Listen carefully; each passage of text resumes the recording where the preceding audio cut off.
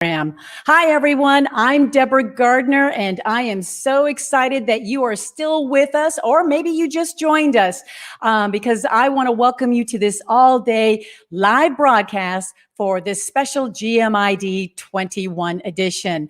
And as the host of Hospitality Today Live, boy, I am just thrilled. In a few minutes, I want to let you know I'll have the ultimate pleasure to talk with Derrick Johnson, CMP DES, Chief Diversity Officer with the Talley Management Group, where he's located in Washington, D.C., but today he will be in New York. And Derrick actually sits on 3 global association boards. He's a public speaker, and in his free time, he's the captain of the flag football team. Well, we'll have to ask him more about that, along with the topic of the hybrid craze, diversity, and so much more right here on HTL. So don't go away. We'll be right back.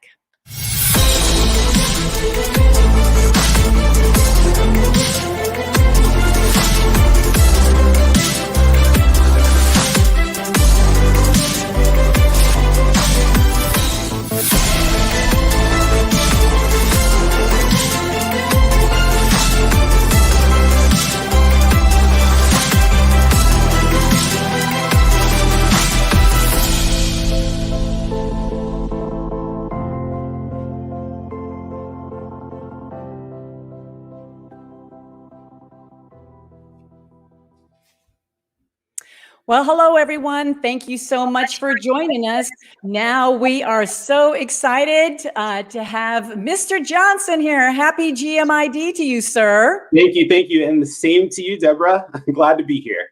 I'm so glad you are. You know, one of the beauty of my job is learning about guests behind the scenes, just as much as in front of the scenes of what they do. And you are a man of many talents, captain of the flag football team, and especially musically inclined too. Now, how does a music educator from the University of Florida that studied flute and percussion end up in the hospitality industry? Yeah, you put one and one together. I like to say the creativity piece definitely makes sense, but started when I was 15, actually. My mom worked for an association, the National Medical Association. My brother and I went to the kid camp every summer with the conference. I know, crazy.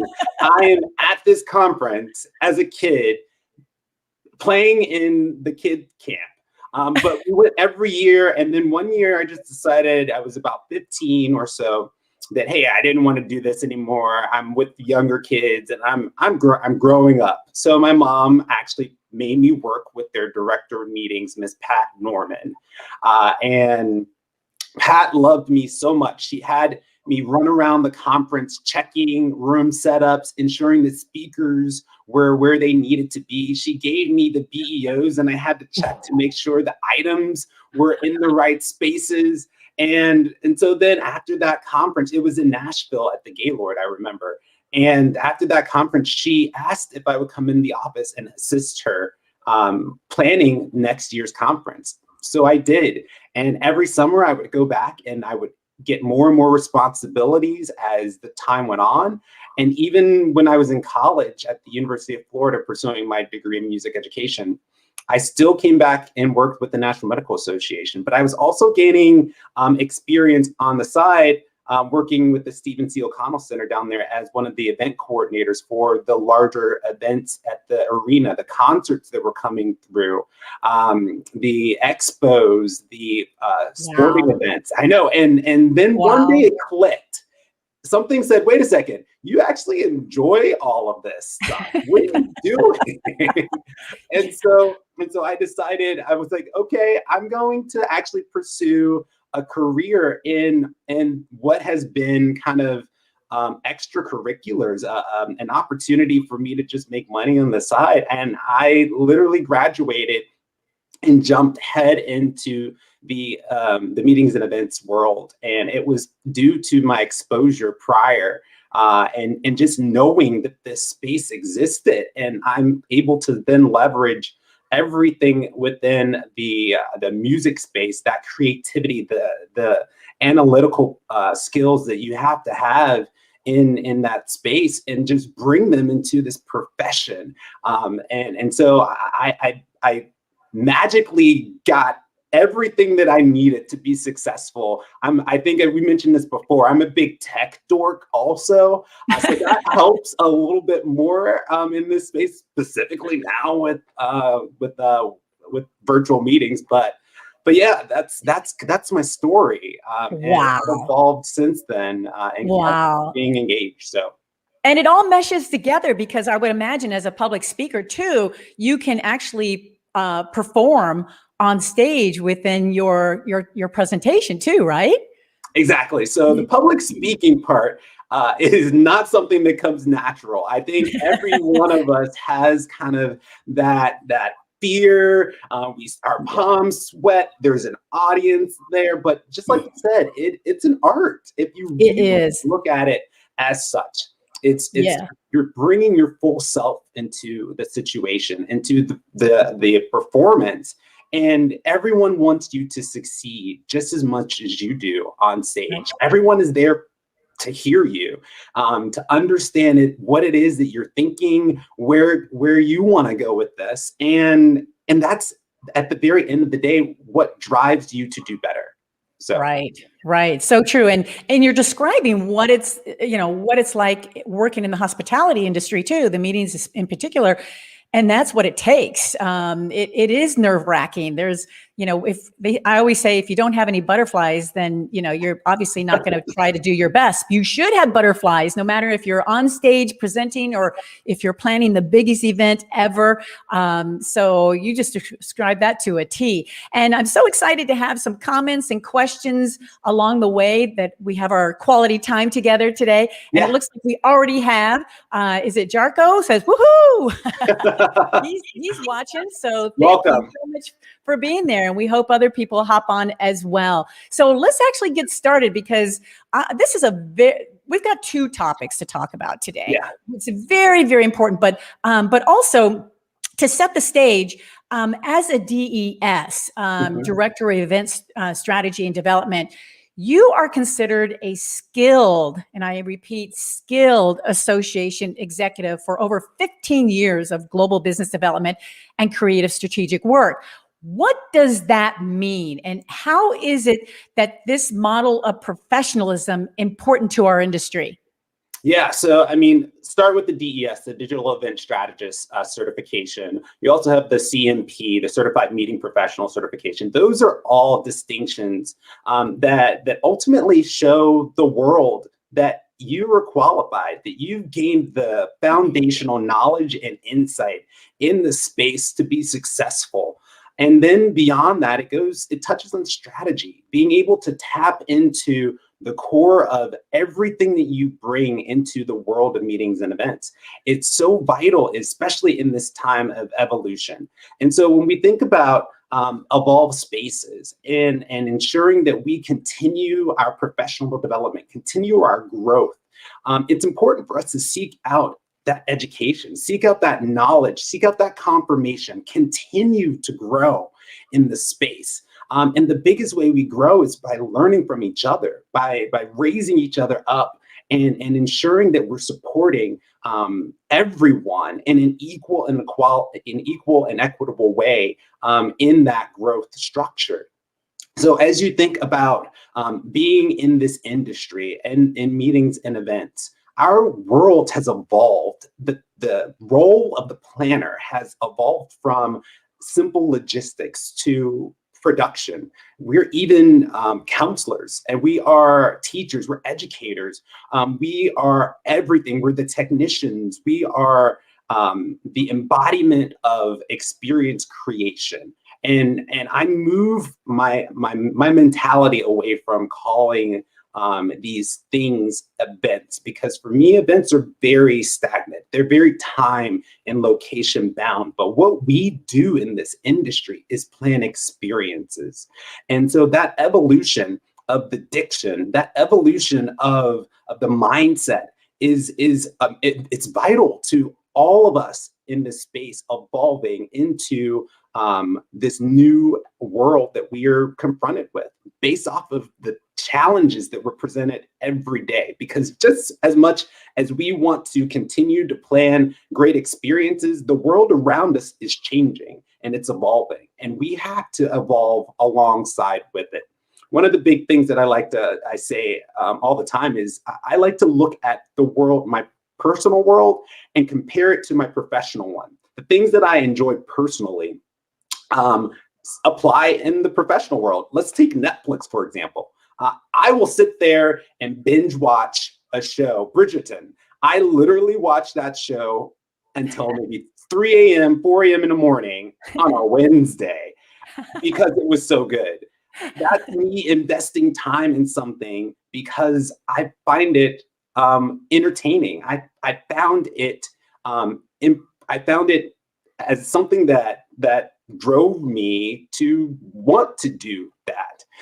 Right. Compare that now to the professional space. We need to create those type of binge watching experiences for people. And I think that's kind of the evolution of the virtual space. And I know we're going to talk about all this in a bit, but that correlation between the things that we love personally definitely apply to the professional spaces that we live in. And we have to see that connection and make that connection in order to ensure that we are allowing people to do the things that they want to do, when they want to do them, how they want to do them, to, in essence, customize engagement. Right. Yeah. And that is the ultimate perspective right there, firsthand experience. And you are absolutely right.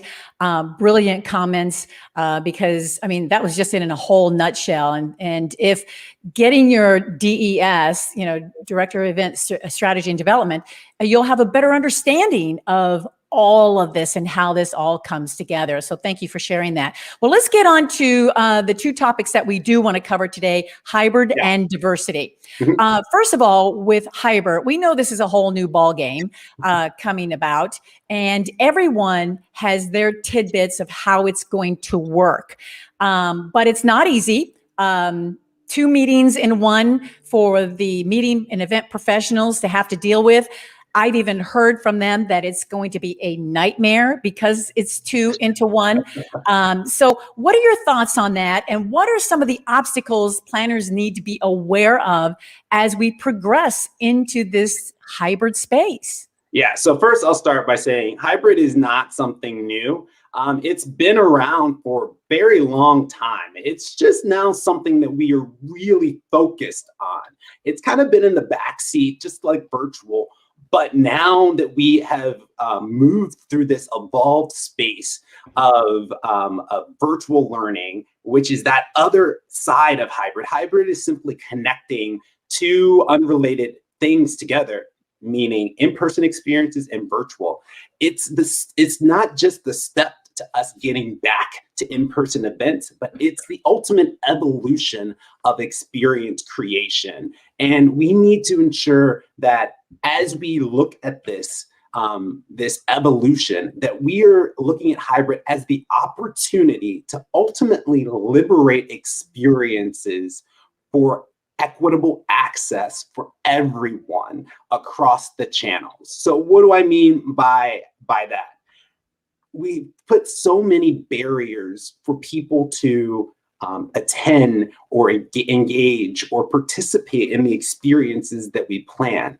Yet when we talk about hybrid, we break those barriers of financial, of time, of location, and we ultimately give people the opportunities to really come and customize the way that they want to participate with us. And we break the barriers of accessibility concerns and also, again, the time and location concerns. So when we think about hybrid and we look at the various elements that virtual has taught us, that or brought to us, the idea of sustainability, diversification of our audiences, the customized ability of platforms, and then the monetization value when it comes to in engaging your partners and leveraging the data that's then collected through the experience creation to ultimately connect your partners to your participants to your participants, and everything within the environment together. Hybrid is going to really fuse all of that together and give you the opportunity, give your participants the opportunity to engage, to connect, to learn in new and exciting ways. And hybrid can mean so many different things. It can mean I'm physically at this space and I am consuming virtual content. I am not in the space and I am consuming content. I could be in the space and consuming live and virtual content, or I can be not in the space, not consuming live content, and consuming virtual content before or after the experience. And so when we think about virtual, it opens up the world to more than just that time and location bound experience that we have, that we've called an event. It opens up us to that whole idea of a community and establishing times within the community that you bring the community together, yet have the community open for people to engage and flow and learn and cultivate kind of their own customized experiences. Again, going back to that Netflix model. But then hybrid, the idea that you're layering in kind of that virtual element on top of that one-time experience, that curated, that combined community that you're then facilitating. That's truly, I think, what will ultimately change and evolve our spaces, and which is why hybrid is the evolution to our experience creation. Yeah, and it actually is going to put us on a global aspect than never before. I mean, it's going to open up a wide range of what we can do, and really be proud of where we have been, but yet where we are going to go with this. I'm excited about it. I understand where the planner's coming from, but I know they're going to work through it with their production teams. But It's as a lot of work. yeah, it is a lot of work, and it's going to take 10 times. I mean, just another hat they're going to have to wear.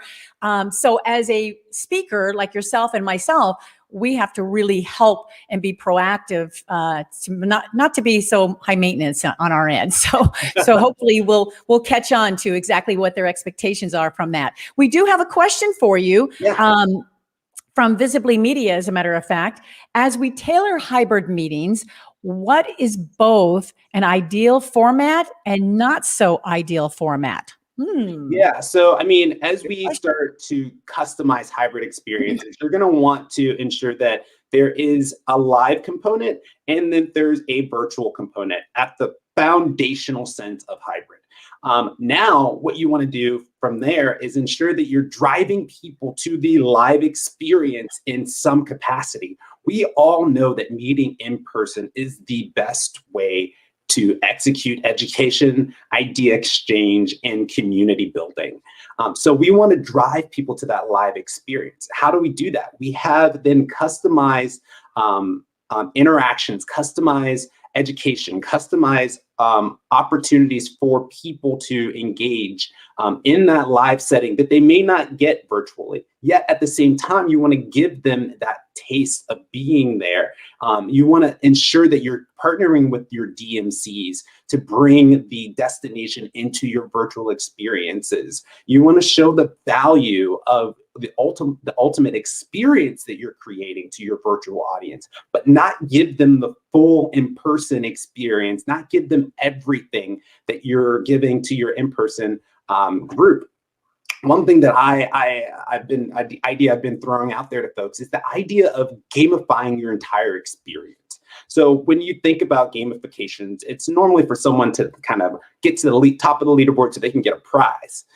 But when we think about real games, real video games, for example, again, going back to my tech background here, you finish a level to then go to another level. You battle through obstacles so that you can increase kind of where you are and the strength of your character in that world. ultimately, when we're planning experiences, why, and we're trying to add gamification, and why aren't we doing something similar? Why aren't we giving people things to do, projects to achieve, outcomes, and then reward them for that by enhancing their experience? So that, for example, if I'm coming to this virtual session, if I'm attending your podcast, and then I'm going and I'm inputting things in the chat, and you can quantify that information, then why aren't you then giving me access then to maybe some behind the scenes footage or interaction with your speakers? Applying that same principle to in person, so that again, you're under the hybrid model, you're using the same principles, but the reward is higher. So I am doing the same thing. I'm raising my hand, I'm interacting in the presentation, I'm participating in the session, and maybe there's a little networking lounge that only certain people have knowledge of or access to by doing so. Those are at the foundational senses. Those are the types of things, as we think about hybrid, that we need to start bringing into the fold, creating similar experiences, yet at the same time for virtual and in person, but at the same time, ensuring that those in-person experiences are elevated enough to where they're showing the value of actually being in that physical space to the virtual attendee, so that you get them there in the future. At the very end of the day, that's what we want to do. Yeah. And that was the key word that you said. And you said it in one word. It's all about the experience. The experience is going to be key, and what that looks like, how that's going to be formatted, where we're going with it. It's all about the attendees, or as we say, participants now, because I love gamification. So I know I'm going to have a heyday with that with my clients and audiences. So you hit it on the nail regarding hybrid. So let's switch gears to diversity. Okay. First of all, you and I know for a fact that our industry has done an awful job, a really bad job. You and I have talked about this before, and we talk about it, but do not acknowledge the fact that we will get over the pandemic. But what about diversity? Yeah. So, I mean, what I'll say to that is our industry isn't alone in all of this. No, not at all. We are one group in the whole scale of the universe. And what I think, this is all a journey. And the journey, that it starts and ends with each of us every day.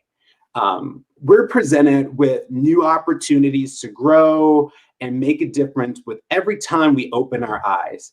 But specifically within the meetings and events industry, through our profession, we have the power to ultimately cultivate global and economic social transformation in communities. That's one thing that differentiates us from everyone else. So as we think about around diversity and inclusion in the spaces, ultimately, before we get to that level, that impact, we have to reflect on our own personal blind spots and biases.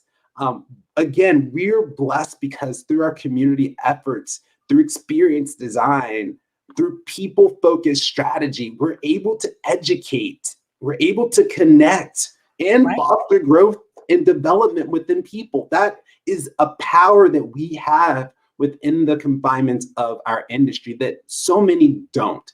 Diversity it has to be a part of the DNA of each of us, each person, each association, each organization, because ultimately that evolution, that it all starts and ends with us. And when we step forward into the space of awareness and of transparency, then we ultimately provide or ultimately step into the opportunities to continue that growth and evolution. We have to be hungry to find these opportunities to liberate experiences, because when we really think about it, events have closed the doors for so many, whether it be financial. I can't take off of work because I have a family at home. I can't travel because of these personal circumstances. I can't physically be in the space because I have a disability. These are all things that need to be liberated. We need to take the walls away from experience creation, whether it's in person or virtual or hybrid. Again, hybrid is the evolution of the space. So as we talk about experiences, every time we should be talking about a hybrid experience, because why? Because that ultimately helps diversify our audiences. But this should be a top priority for us personally and professionally. Over the summer, through this area of civil unrest and the magnification of systemic inequality in our country, I did a reflection on myself. I looked at myself in the mirror and said, as a gay Black man, you do not have any trans friends, and you need to fix that, because there are things happening to that community that you don't truly understand. You can read about them, you can see them on TV, but you don't know firsthand what it's like to be a trans person. So what did I do? I went on Facebook and I posted out to my network, and I said, hey, I'm looking to increase my network here. Does anyone have any connections? And I got an overwhelming amount of people who responded. And ultimately from there, I was able to add these individuals who didn't exist in my network before to it. So as I throw out ideas, as I throw out thoughts, my response pool is larger. I'm getting different reactions to them, and it's ultimately making me think in a different and a unique way. And then applying that now to my professional space, I can help then guide diversity initiatives a little more clearly, because I have this mindset that's now uniquely curated by a more expanded group of people.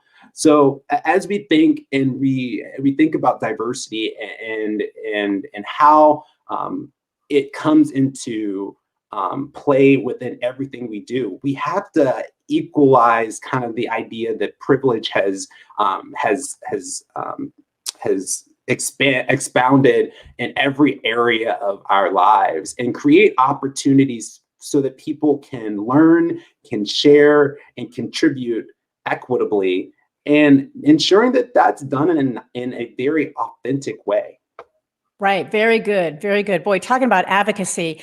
Yeah, I like you had me at all we have to do is open up our eyes every day. If you had me there. Yeah, if I totally enjoy hearing what you're saying as far as that advice and those examples, because that is something that shouldn't be in our way. If anything, if we can embrace diversity, just like hybrid, it's only going to elevate our professional and our personal life. So if we all get on, like Roger said, the same boat earlier today, we definitely can do better as much as the power of our voice here on GMID. And speaking of GMID today, what do you feel would be the one thing that planners need to focus on, so we think about what you said earlier, the evolution of the industry right here today on GMID?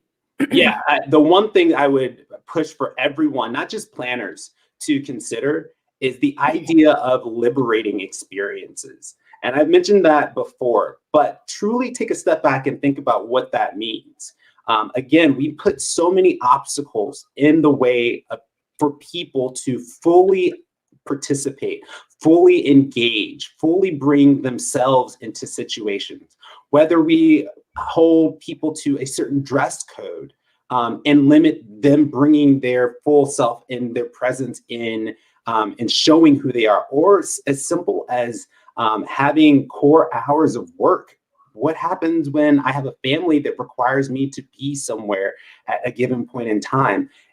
Then you think about what that means in the event space, and in only having in-person experiences, by limiting people, the people who can actually be there in that space. This is why hybrid is so important, because it helps break those barriers. So as we think about the future of our industry, of our world, we have to think about liberating experiences for everyone. And experiences move beyond just meetings and events. And this industry leads the world in every aspect of change. and of change, and of ultimate business and personal transformation. Again, whether it be in trade shows, incentive travel, exhibits, conferences, connecting people, concerts, everything within hospitality. This is why GMID is so important, because it showcases the undeniable value of the business and meetings events industry. And you're absolutely right. And we have to take our step forward in creating and liberating experiences for everyone. Well, that was beautifully said. A great way to end this episode. Boy, Derrick, I can't thank you enough. There were so many other questions I had for you, but you wrapped it up beautifully. I cannot thank you for joining us here. It's been a great start to our GMID, and you just definitely brought it to a whole new level. So thank you so much on behalf of all the hospitality world that you were here with us today. And boy, what a fabulous episode. So thank you again. Thank you, Deborah. Take care, everyone. Happy GMID. Well, there you have it, the brilliancy of Derrick Johnson, who actually just shared with us all about the DES certification, hybrid and diversity, and what knowledge he has to bring to the table to help us understand what GMID is all about today. And if you'd like to see this episode again or would like to share it, by all means, go to our Hospitality Today live Facebook page and YouTube channel as well, and you'll see it there. Well, again, we're just getting started here. Next up, I'm very excited to have a wonderful guest up next here on GMID, and her name is Karina Bayer. She's the CEO for Worldwide Exposition for Incentive Travel Meetings and Events, better known as IMAX. And Karina is here to talk about the great customer or consumer shift, how it affects exhibit events, and how our industry will navigate post-pandemic. And she'll be up right next. And here we are celebrating GMID Day, sponsored by AIM Meetings and Events, home of the no-cost COVID testing program. So we're going to take a quick break and we'll be right back.